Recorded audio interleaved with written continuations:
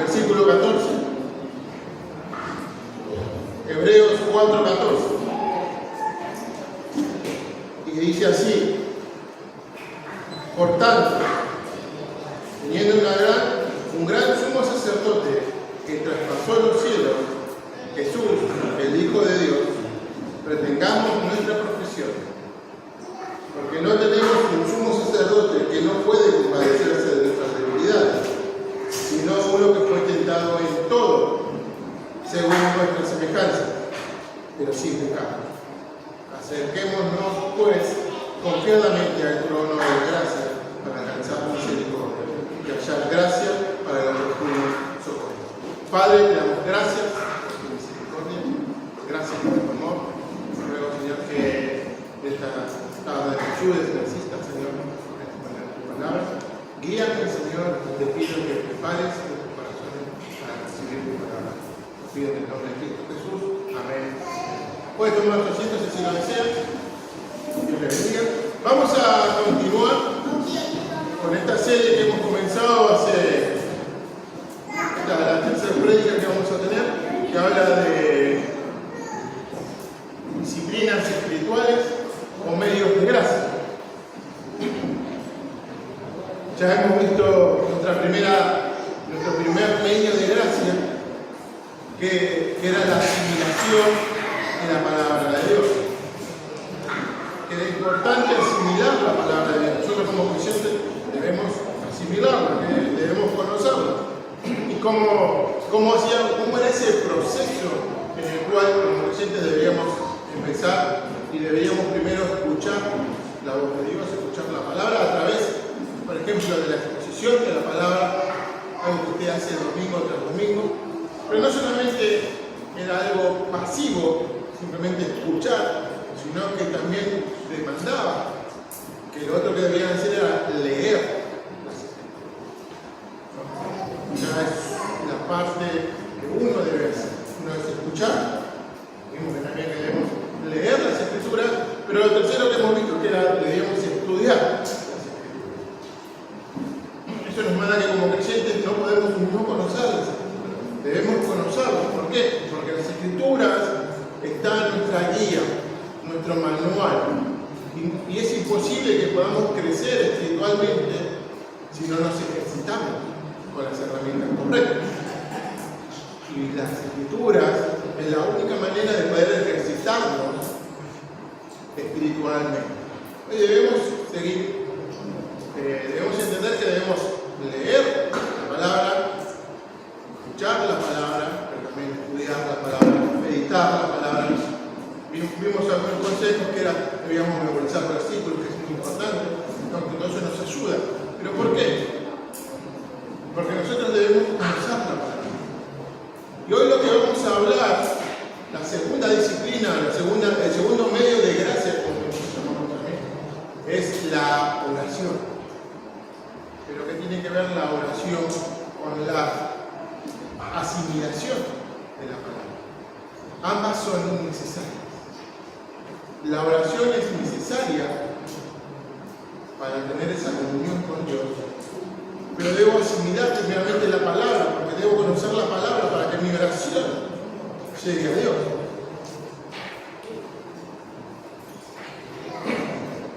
Este medio de gracia debemos saber hoy que la oración es algo que todo creyente debe anhelar. Todo creyente debe orar. Debe tener una vida de oración. Porque si no, ¿qué tipo de comunión podemos tener con nuestro Padre, con nuestro Señor, con nuestro Dios, si no oramos? ¿No? Si Dios se comunica a través de la oración, a través de su palabra, nos habla a través de su palabra, pero nosotros hablamos con Él a través de la oración. Debemos pasar tiempo de comunión con el Señor. Pero sin embargo es una batalla espiritual más grande a la que como creyentes nos enfrentamos, que es el doblar las rodillas. O sea, ¿cuánto les pasa? Aunque cada vez que quieren orar, se acuerdan de que se apagaron la luz, se cerraron la puerta, no sé si alguna vez pasó. ¿No? Usted se pone a orar y se acuerda, tengo que pagar tal cosa, tengo que hacer tal cosa.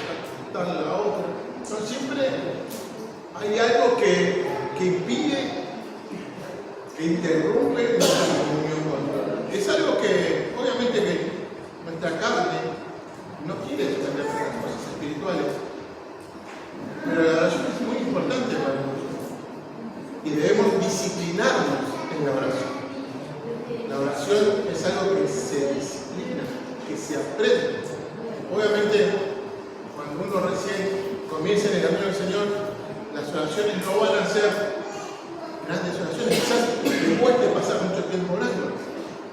Pero la única manera de orar, de aprender a orar, es orando. No hay otra forma. Hay que disciplinarse. La oración es el puente que nos une a Dios. La oración es la que nos fortalece nuestra relación con el Señor. Y orar es parte vital para nuestra comunión con Dios. Sin la oración es imposible tener comunión. ¿No? Si no oramos, no estamos teniendo comunión con Dios.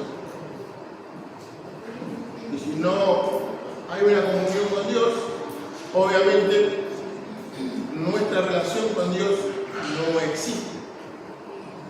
Por eso una persona que dice ser creyente y no ora, debería analizar su vida para ver si realmente es creyente. La oración es fundamental para nuestra relación. Pero es a través de la palabra. Martín Lutero decía con respecto a la oración y la vida del creyente, decía, así como la ocupación de los sastres es hacer ropa y del zapatero reparar zapatos, la ocupación del cristiano es orar, meditar en la palabra. Por eso, cuando hablamos del versículo 4 del capítulo 14 en adelante, que acabamos de leer, que habla del sacerdocio de Jesús, de ese gran sumo sacerdote que era conveniente para nosotros que él venga, ya que por medio de su sacrificio logró algo que nosotros no podemos hacer ni podríamos hacer: acercarnos a Dios. Ni siquiera el sumo sacerdote del antiguo pacto podía hacer lo que el Señor hizo.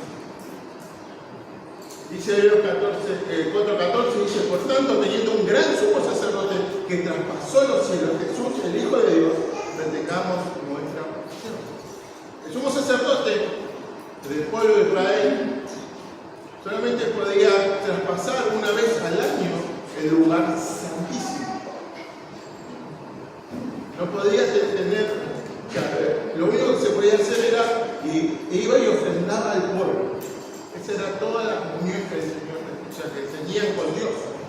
Y si tenías algún pecado o había hecho algo indebido, había hecho algo de una manera que Dios no había mandado, y entraba a ese lugar santísimo, automáticamente ese sumo sacerdote caía muerto.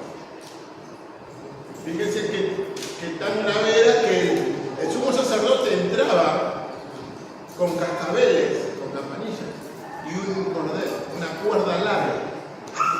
Cuando no hacía ruido, cuando de golpe no se escuchaba nada, ellos tiraban la soga para ver si el sumo sacerdote estaba bien.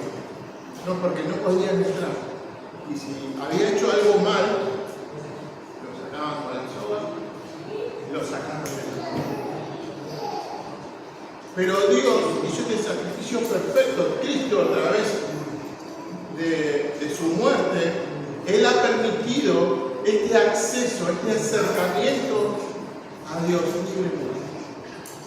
Sigue diciendo el versículo 15, porque no tenemos a un sumo sacerdote que no pudo compadecerse de nuestras debilidades, sino uno que fue tentado en todo según nuestra semejanza, pero sin pecado. Jesús fue tentado en todo, igual que cada uno de nosotros somos tentados, y vamos a seguir siendo tentados de acuerdo a nuestra concupiscencia. ¿Para qué? Para poder identificarse con nosotros, para poder experimentar lo que vos y yo experimentamos cada día, pero es sin pecado. Jesús conoce el dolor, el sufrimiento. Jesús experimentó aún la muerte. ¿Y para qué hizo todo esto? ¿Para qué? ¿Cuál fue el propósito? Lo dice el versículo 16. Para que nosotros nos acerquemos pues confiadamente al trono de gracia para alcanzar misericordia, hallar gracia para el oportuno socorro. Entonces nos acercamos a Dios a través de su sacrificio, a a través de la obra de Cristo, y ahora nos podemos acercar a Dios por lo que Jesús hizo, no por tus méritos, no por mis méritos, no por lo que hayas hecho, no por lo que yo haya hecho o lo que iba a hacer, sino por los méritos de Cristo podemos acercarnos confiadamente al trono de la gracia. Entonces, si por el sacrificio de Cristo ahora podemos acercarnos confiadamente al trono de gracia, podemos orar libremente y pedir al Señor. ¿Por qué no oramos?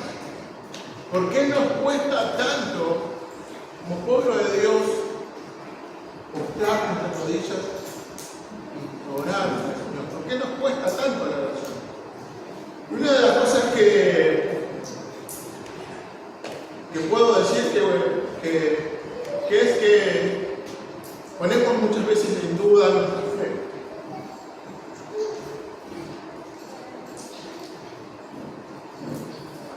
¿Y por qué ponemos nuestra fe? Porque muchas veces nos descalificamos para acercarnos a Dios. ¿Alguna vez no te has sentido así? Pensar que no eres digno de estar delante de Dios. Quizás que has pecado otra vez, le has ofendido otra vez a Dios, diciéndole, Señor, no voy a pecar más, y vuelves a pecar. Quizás te has sentido indigno de presentarte delante de ese gran Dios, 3 veces santo.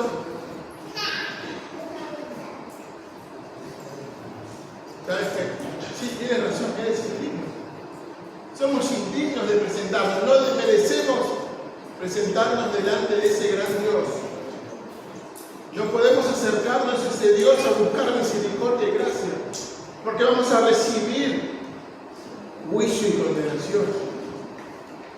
Primera de Juan 5:13 dice: les he escrito a ustedes les he escrito estas cosas a ustedes que creen en el nombre del Hijo de Dios, para que sepáis que tienen vida eterna y para que creáis en el nombre del Hijo de Dios. ¿Sabes? La diferencia es cómo te sientes, indigno, inmerecedor de presentarte delante de Dios. Es verdad, porque por nuestros méritos es imposible acercarnos a Dios. Porque lo que vamos a merecer, lo que merecemos y lo único que vamos a recibir es condenación eterna. Pero aquellos que hemos aceptado a Cristo y creemos en el nombre del Hijo de Dios, dice que tenemos vida eterna, porque hemos creído en ese sacrificio perfecto. Y eso es lo que nos hace aceptos, eso es lo que nos hace poder entrar a ese trono delante de ese gran Dios, de ese Dios 3 veces santo. El sacrificio de Cristo hace que podamos entrar, hace que podamos acercarnos al trono de la gracia. ¿Pecaste? Acércate al trono de gracia. ¿Por qué? Porque no son tus méritos los que te hacen acercar a ese trono, sino que son los méritos de Cristo, que al creer en el nombre del Hijo de Dios, ahora tienes libre acceso cada día, cada momento, cada instante, cada vez que fallas, cada vez que pecas, puedes acercarte al arrepentimiento con fe y Él te va a perdonar. Porque ese Dios que ha venido a este mundo humillándose, haciéndose hombre, viviendo una vida perfecta y muriendo una muerte que cada uno de nosotros merecíamos, que al tercer día resucitó y está sentado a la diestra de Dios Padre, ese Jesús, en quien confesamos y en quien creemos, boga por nosotros. Y por eso podemos acercarnos libremente a su trono de gracia. Otra razón por qué no oramos es porque dudamos que Dios nos escuche. ¿Me pasó eso alguna vez? ¿Dudó de que Dios le haya escuchado?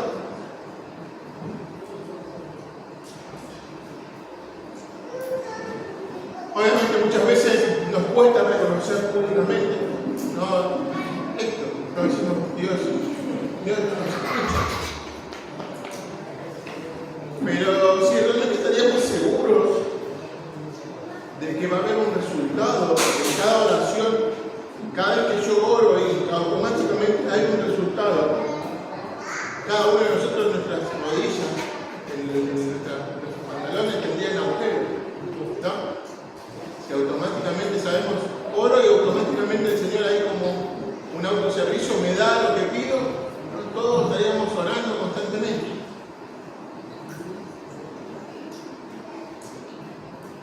versículo 4 de 1 de Juan, del capítulo 5, continuando lo que veníamos hablando, dice: y estamos seguros de que Él nos oye cada vez que le pedimos algo que le agrada.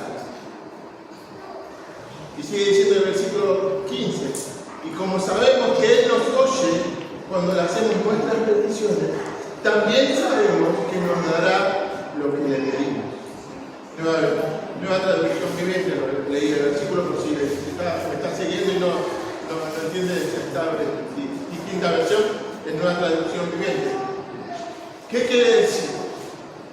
Tenemos libre acceso al trono de gracia por Cristo y su sacrificio, al creer en Él y confesar quién es Él. Y dice que este acceso, que cada vez que nosotros nos mostramos, cada vez que nosotros clamamos a Dios, Él nos oye. Y no solamente nos oye, dice que también responde y nos da lo que le pedimos. Pero ¿cuál es el secreto? ¿Por qué cuando usted ora y pide algo no lo recibe? ¿Qué es lo que está pasando? Porque nos olvidamos o nos salteamos algo de este versículo que dice algo que le agrada. ¿No? Santiago dice: no recibís porque pedís mal, pedimos mal. ¿Por qué? Pedimos para nuestros deleites. O sea, si no recibimos es porque estamos pidiendo mal. No estamos pidiendo para glorificar a Dios, sino queremos glorificarnos a nosotros mismos. Hermano, hermana, quiero que entiendas algo. Y quiero que escuches bien. Olvídate si dejaste la puerta cerrada, o sea, deja de pensar en eso. O sea, si dejaste la ropa afuera, ya está mojada, no te preocupes. Cuando llegues a tu casa va a seguir mojada, despreocúpate. Quiero contarte algo importante. Si sos un hijo de Dios, si sos una hija de Dios, a través de su palabra el Señor promete escuchar nuestras peticiones. Si eres hijo de Dios, Dios va a escuchar tus peticiones. Él está escuchando lo que le pides. Y no solo las escucha, sino que también las responde. Y dice que cumple todo lo que pedimos de acuerdo a lo que a Él le agrada. No de acuerdo a lo que yo quiero, sino de acuerdo a lo que a Él le agrada. O sea que si una de las cosas que vos, por las cuales no estabas orando, era que dudabas que Dios escucha tus peticiones, quiero dejarte claro: si eres hijo de Dios, Dios escucha tus peticiones y también las responde. Porque lo dice su palabra, no lo digo yo. Él escucha tus oraciones, Él responde tus oraciones, quizás no en el tiempo que vos quieras, quizás no de la manera que vos quieras. Dios a veces también responde con un nombre. Debemos entender eso. Dios es soberano. Dios no es un Dios como creemos ahí, que está ahí esperando, no como el desempeño de la lámpara, que decimos: Dios, quiero tal cosa y te la da, quiero tal otra, ¿no? y aparece. No, Dios no es así. Dios no nos va a dar nada que nos sea de tropiezo en nuestra vida espiritual. Si eres un hijo de Dios, Dios te va a dar todo lo que le pidas de acuerdo a su voluntad para nuestro crecimiento espiritual.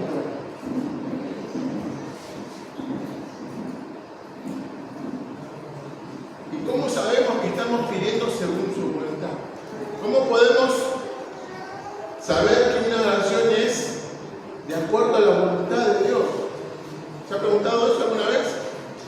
De cómo, Señor, ¿cómo es que lo que yo te estoy pidiendo no es para mis deleites, sino es de acuerdo a tu voluntad? J.C. Riley, un escritor famoso, dice: la oración y el pecado nunca vivirán juntos en el mismo corazón. La oración consumirá el pecado, o el pecado ahogará la oración. Por eso la oración debe ser una respuesta a mi meditación. ¿Cómo voy a orar de acuerdo a la voluntad de Dios?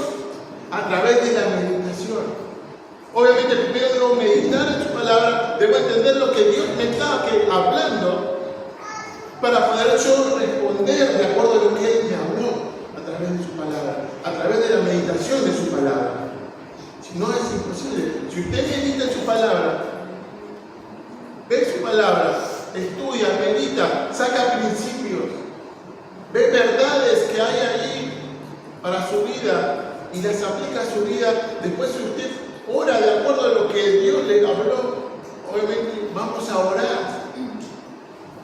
Nuestras oraciones van a ser de acuerdo a la voluntad de Dios, porque estamos orando de acuerdo a lo que Él nos habla a través de su palabra. Y de la misma manera también el Espíritu nos ayuda en nuestras debilidades, porque no sabemos orar como deberíamos. Pero el Espíritu mismo intercede por nosotros con gemidos indecibles. Romanos 8:26, la Biblia de las Américas. Si tú puedes decir, bueno, pastor, pero yo no sé orar, yo soy nuevo, no sé qué decirle, no te preocupes. Medita a través de la palabra. El Espíritu Santo que mora en vos, si eres un hijo de Dios, va a ayudarnos a que nuestras oraciones lleguen a Dios con gemidos indecibles. O sea que no se pueden pronunciar, no lo podemos decir. Es algo que nosotros somos débiles. Muchas veces no sabemos cómo orar, pero el Espíritu Santo, nuestro ayudador, nos ayuda a que nuestras oraciones puedan llegar como corresponde delante de Dios. Y a medida que nos alimentamos de la palabra de Dios, a medida que meditamos en ella, la memorizamos, la estudiamos, el Espíritu Santo pone palabras del Señor en nuestro corazón. ¿Para qué? Para que podamos contar con el socorro oportuno al enfrentar dificultades. William Banks, un puritano, dijo: ¿cuál es la razón por la cual nuestros deseos, como una flecha disparada por un arco débil, no llegan a su blanco? ¿Cuál es esta razón? Porque nuestras oraciones son como esta flecha disparada con este arco débil que no llegan a impactar en el blanco. Dice que es solo esta la razón. El gran motivo por el que nuestras oraciones son infructuosas es porque no meditamos antes de ellas.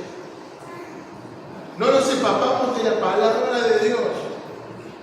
Y al no conocer la palabra de Dios, pedimos mal. Porque pedimos para nuestros deleites.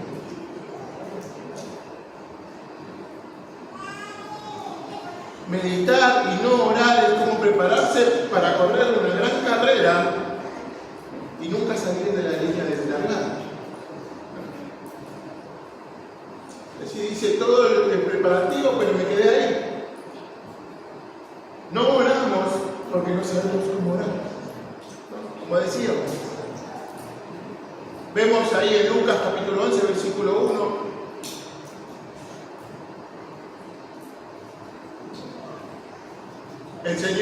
Los discípulos dicen al Señor: Señor, enséñanos a orar. Enséñanos a orar, Señor. Eso significa que el Señor oraba. Constantemente oraba. Y lo vemos a través de los evangelios, que el Señor constantemente oraba. Y los discípulos, al ver cómo oraba, tuvieron que decir: Señor, ayúdame.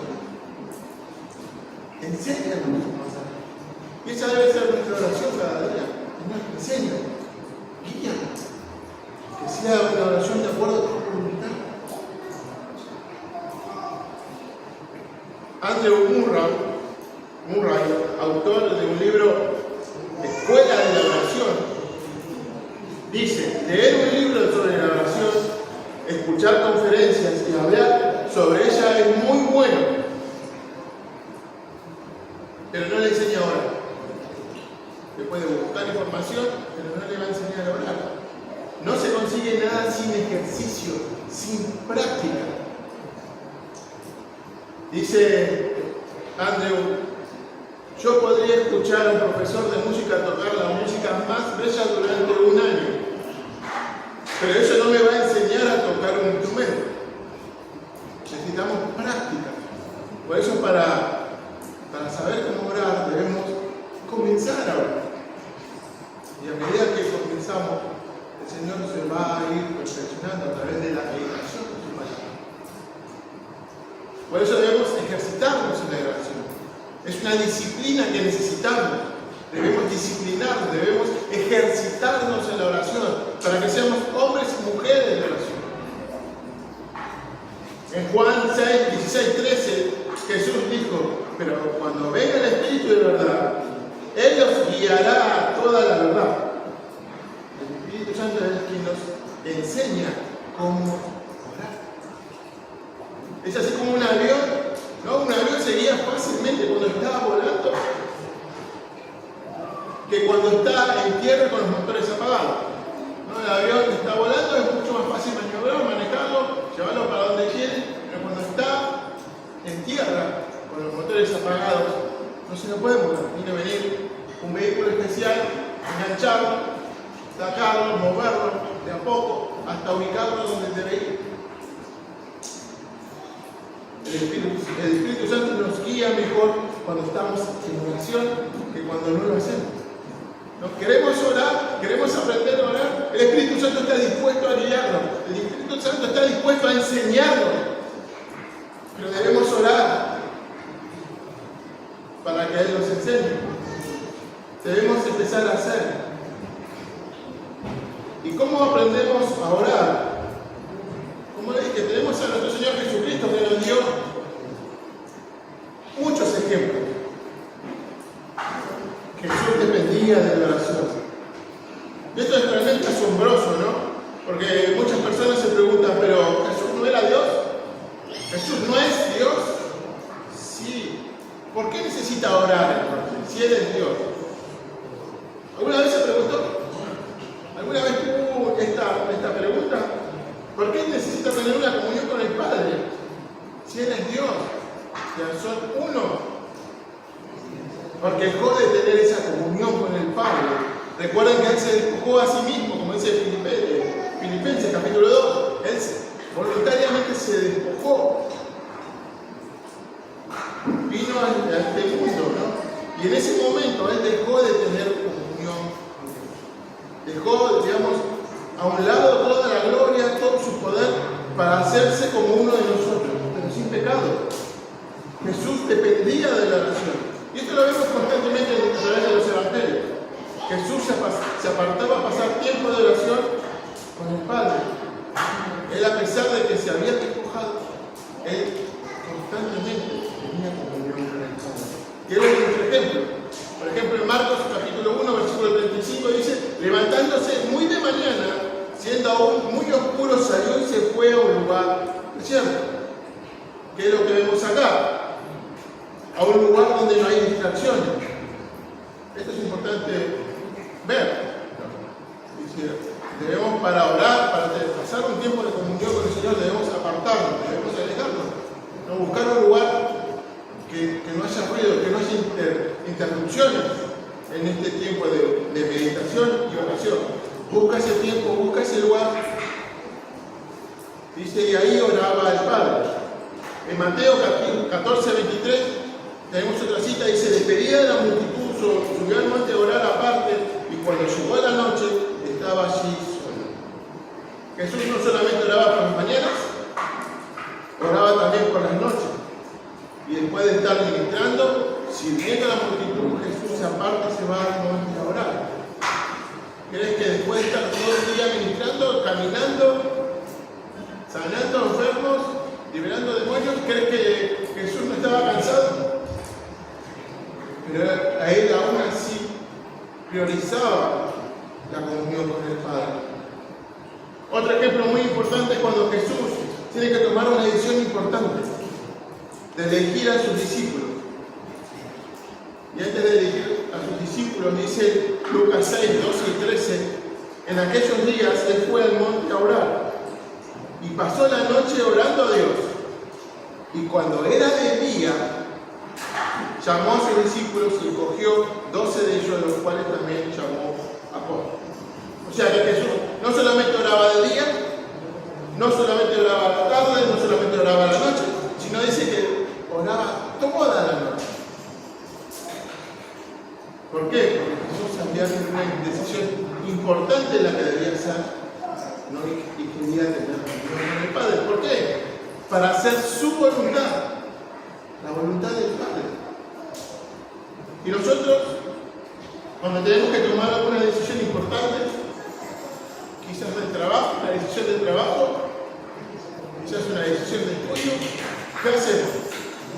Oramos a Dios antes de decidir algo. Queremos cambiar de trabajo, queremos comprar esto, queremos sacar un crédito, ¿qué hacemos? Dice que el Señor antes de decidir pasó toda la noche orando, en comunión con el Padre. ¿Nosotros qué hacemos? ¿Oramos? O quizás nos mandamos así de una y después, cuando vemos que las papas queman, no queremos, recién ahí nos acordamos de orar. ¿Qué hacemos? Marcos 14:32 dice: vinieron pues a un lugar que se llamaba Getsemaní, y dijo a sus discípulos: sentaos aquí, entre tanto que yo oro. Y tomó consigo a Pedro, a Jacobo y a Juan, y comenzó a estrecharse y a angustiarse, y les dijo: mi alma está muy triste hasta la muerte, quedaos aquí y velad.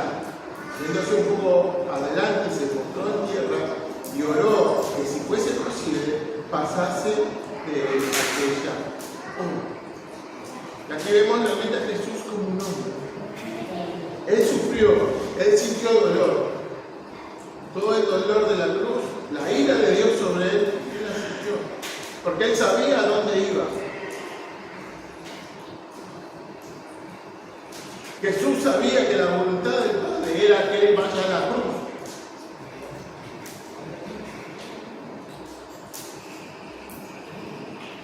Él estaba allí, postrado, orando al Señor, pidiéndole al Señor: si es posible, pasa a mí esta copa.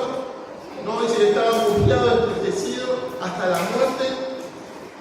El versículo 36 dice: y decía Jesús: Abba, Padre. En su momento de más dolor, en su momento de aflicción, en su momento de tristeza, Jesús se acerca al Padre como un Padre amoroso.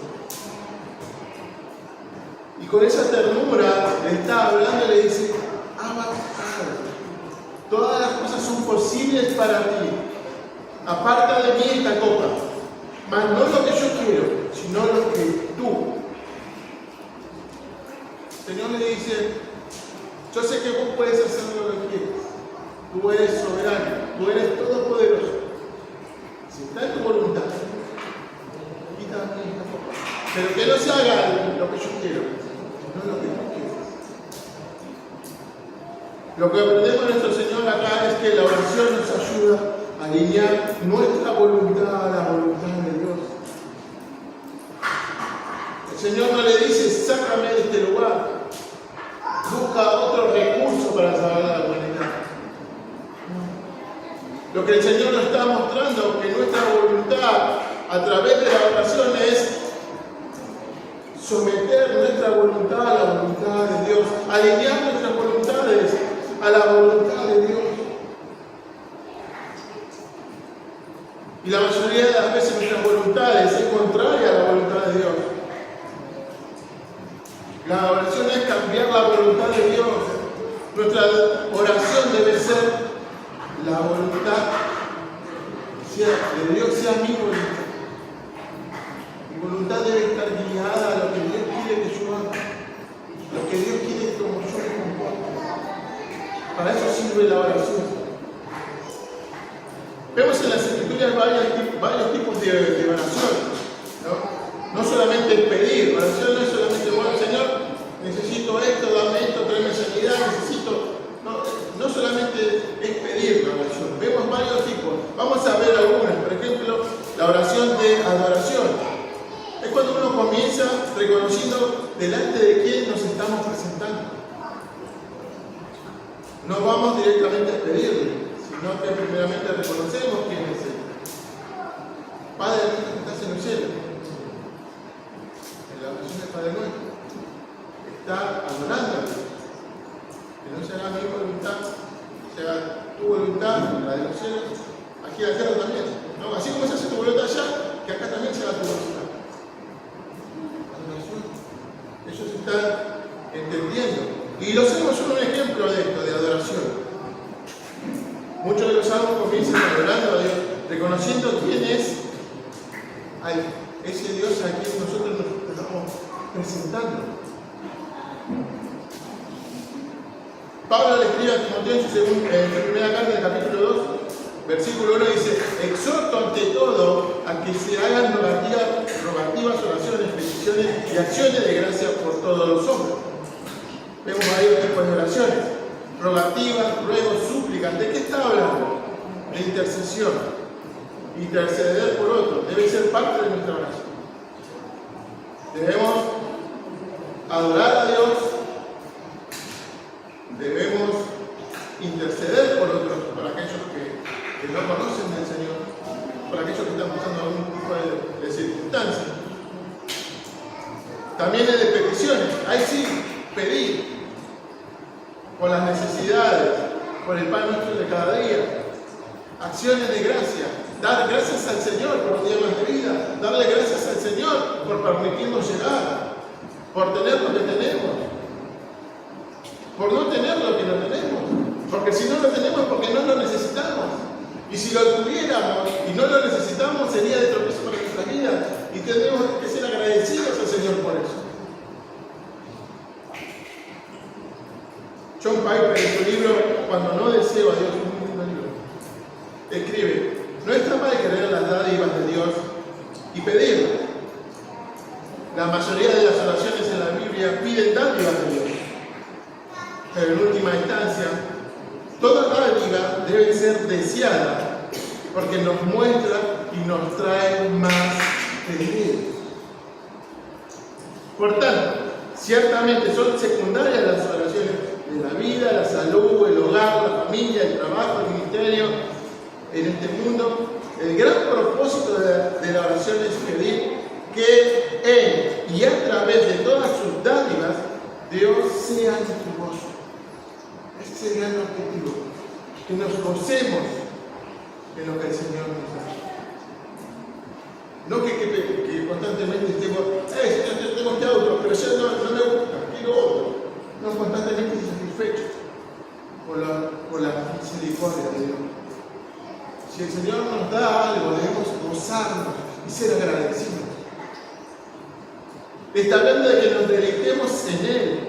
El mayor propósito de la adoración es acercarnos humildemente y con confianza a la presencia de Dios para hablar y relacionarnos con Él.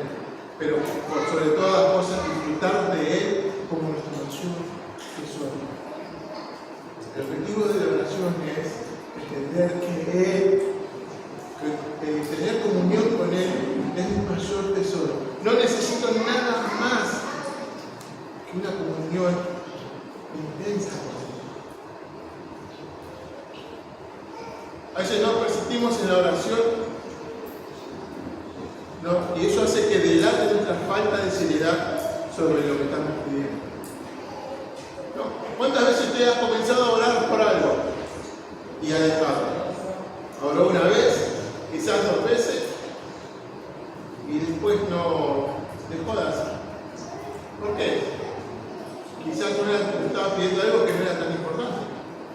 Quizás era algo que no necesitaba, como era un capricho.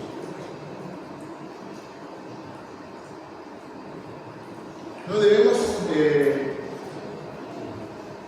cuando Dios no nos responde inmediatamente, es porque Dios tiene un propósito. Dios quiere que insistamos en la oración para fortalecer nuestra fe en Él. La fe nunca crecería si todas las oraciones fueran contestadas inmediatamente. A veces Dios demora su respuesta para que nosotros podamos crecer en fe, crecer en confianza. Y tenemos el ejemplo de la viuda y el juez injusto, ¿no? Que constantemente iba, pedía hasta que el juez le dijo: bueno, le voy a hacer justicia para que no me moleste más. Siendo un juez injusto, en la existencia dice que él le hizo lo que es justicia. ¿Crees que un Dios justo no lo hará. La oración persistente también tiende a desarrollar una gratitud más profunda. Así como la alegría de un niño cuando nace, ¿no? Esa alegría es mayor por causa de la espera. No es porque nació automáticamente, son 9 meses que está ahí y cuando nace, o sea, después de que uno pasó todo ese proceso, esa alegría, ese gozo es producto más de la espera que de que haya nacido el niño, ¿no? O sea, todo ese proceso. Bueno, a veces es así, es la alegría de una respuesta después de orar larga y persistentemente. Dios moldea una paciencia como la de Cristo dentro de nosotros cuando persistimos en la oración. Cuando continuamos en la oración, no desfallecemos, seguimos orando, no importa las circunstancias, no importa lo que suceda, no importa que no escuchemos la contestación de Dios, debemos ser persistentes, porque Dios está obrando en nosotros, nos está perfeccionando, nos está haciendo más parecidos a Cristo en paciencia. Le voy invitando a uno de mis hermanos que puedan estar escuchando, estoy finalizando. George Mueller dijo: la gran falla de los hijos de Dios es que no continúan en la oración, no insisten en la oración, no perseveran. Si desean alguna cosa para la gloria de Dios, deberían orar hasta conseguirla. Oh, qué bueno, tierno, misericordioso y condescendiente es aquel con quien tenemos relación. Él me ha dado, indigno como soy, inmensamente más de todo lo que le había pedido o imaginado. ¿Saben quién fue George Mueller? Fue un pastor inglés, así por los años 1830, fundó un orfanato. Llegó a tener en el largo del transcurso de toda su vida alrededor de 100.000 niños huérfanos. O sea, él los mantenía, él los cuidaba, él los alimentaba. Y todo lo que él hacía, toda la obra del Señor hacía en su vida, él lo dejaba aquí. Un día llegó a tener 2.000 chicos allí en su orfanato. Y todo el sustento que él le proporcionaba a sus niños era por medio de su oración. Él nunca pidió nada a nadie. Él confiaba en ese Dios al que él predicaba. No solamente alimentaba a sus niños, dice que también les enseñaba la palabra de Dios. Y un día no tuvieron nada que comer. Dice que no tenían nada que comer. Y les dice Mueller a sus niños, le dice: vamos a orar. El Señor es el que va a proveer. ¿Qué crees que pasó? Inmediatamente tocan la puerta, va a abrir y abraza el paradero de la ciudad. Y le dice: ¿sabes? No sé qué pasó, pero es una cantidad tan grande de pan que no voy a poder dar abajo, vender todo. Te traje esto. Dice que ese pan alcanzó para alimentar a todos los niños. Pero eso no queda ahí. Dice que en momentos también, casi inmediatamente, golpean la puerta y era el lechero que se le había roto el camión frente a la puerta del orfanato. Y le dice Mueller, sabiendo que él tenía que alimentar a los niños, dice: mi camión se rompió, no puedo hacer nada. Esa leche no la puedo repartir, no va a poder llegar, y si no la puedo guardar, la voy a tener que tirar. Y antes de tirarla, prefiero dártela a los niños. Señor, un hombre de fe, un hombre que entendía el valor de la persona. Mueller siempre fue reconocido como un hombre de oración, que rogaba a Dios ante cualquier necesidad y siempre confió en ese Dios todopoderoso, dejándose encargar con las consultaciones para el testimonio. Hoy conocemos ese testimonio porque Él lo dejó para ver a ese Dios que me proveía de las necesidades. Los cristianos podemos hablar mucho de cómo Dios nos ha bendecido y cómo amamos al Señor, pero si no oro, es como un pez sin aliento en la orilla que necesita agua. ¿Nos vio alguna vez un pez que lo sacó, ¿no? Que está ahí muriéndose, sin respirar? Bueno, cuando no oramos, somos como ese pez. No tenemos esa fuente de agua viva. Mi pregunta para terminar: ¿cómo es tu vida espiritual? ¿Cómo es tu comunión con Dios? ¿Estás respirando porque vas al agua viva que es Jesucristo? ¿O estás asfixiándote porque todavía estás luchando por nada? Quiero que reflexiones en cada pregunta y analices cómo es tu vida. Si estás orando, que le pidas perdón al Señor. Que bueno. Padre, te doy gracias por tu palabra. Gracias, Señor, por mostrarnos, Señor, cuán importante es la oración para nuestras vidas. Señor, como creyentes, Señor, necesitamos